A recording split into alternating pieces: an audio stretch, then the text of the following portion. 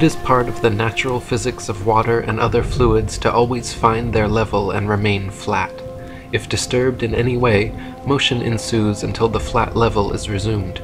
If dammed up then released, the nature of all liquids is to quickly flood outwards, taking the easiest course towards finding its new level.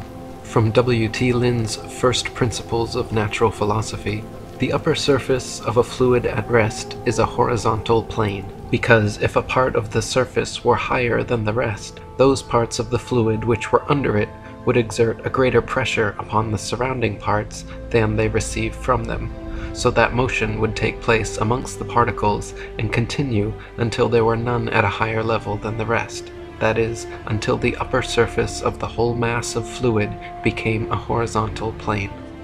If the Earth is an extended flat plane, then this fundamental physical property of fluids finding and remaining level is consistent with experience and common sense. If, however, the Earth is a giant sphere tilted on its vertical axis, spinning through never-ending space, then it follows that truly flat, consistently level surfaces do not exist here. Moreover, if the Earth is spherical, then it follows that the surface of all Earth's water, including the massive oceans, must maintain a certain degree of convexity, but this is contrary to the fundamental physical nature of water to always be and remain level.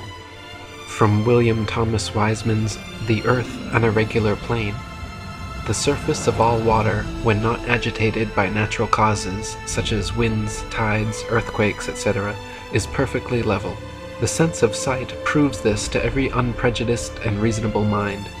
Can any so-called scientist who teaches that the Earth is a whirling globe take a heap of liquid water, whirl it around, and so make rotundity? He cannot.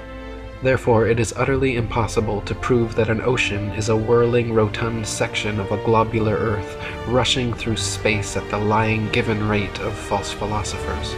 If we were living on a whirling ball Earth, every pond, lake, marsh, canal, and other large body of standing water, each part would have to comprise a slight arc or semicircle curveting downwards from the central summit. For example, if the ball Earth were 25,000 miles in circumference, as NASA and modern astronomers say, then spherical trigonometry dictates the surface of all standing water must curve downwards an easily measurable 8 inches per mile, multiplied by the square of the distance. This means along a 6-mile channel of standing water, the Earth would dip 6 feet on either end from the central peak. To the benefit of true science, and to the detriment of modern astronomy's pseudoscience, such an experiment can and has been tested. In Cambridge, England, there is a 20-mile canal called the Old Bedford, which passes in a straight line through the fenlands known as the Bedford Level. The water has no interruption from locks or water gates of any kind, and remains stationary, making it perfectly suitable for determining whether any amount of convexity or curvature actually exists.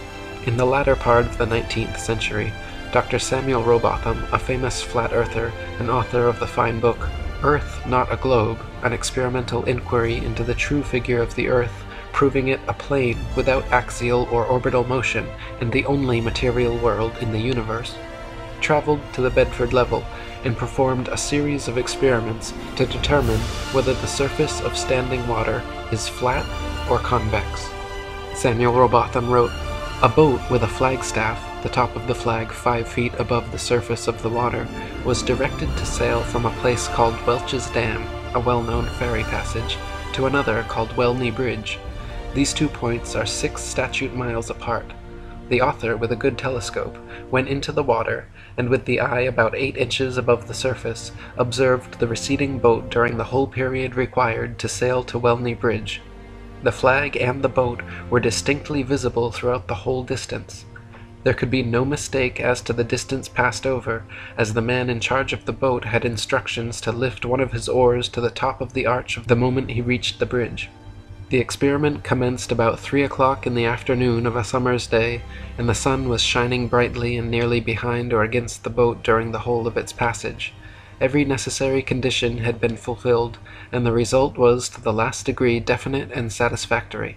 The conclusion was unavoidable, that the surface of the water for a length of 6 miles did not to any appreciable extent decline or curvate downwards from the line of sight. But if the Earth is a globe, the surface of the 6 miles length of water would have been 6 feet higher in the center than at the 2 extremities. From this experiment it follows that the surface of standing water is not convex, and therefore that the Earth is not a globe. On the contrary, this simple experiment is all sufficient to prove that the surface of the water is parallel to the line of sight, and is therefore horizontal, and that the Earth cannot be other than a plane. William Carpenter wrote, "If the Earth were a globe, rolling and dashing through space at the rate of 100 miles in 5 seconds of time, the waters of seas and oceans could not, by any known law, be kept on its surface. The assertion that they could be retained under these circumstances being an outrage upon human understanding and credulity. But as the Earth, that is, the habitable world of dry land, is found to be standing out of the water and in the water of the mighty deep, whose circumferential boundary is ice, we may throw the statement back into the teeth of those who made it, and flaunt before their faces the flag of reason and common sense, inscribed with a proof that the Earth is not a globe." This world is not what you think it is.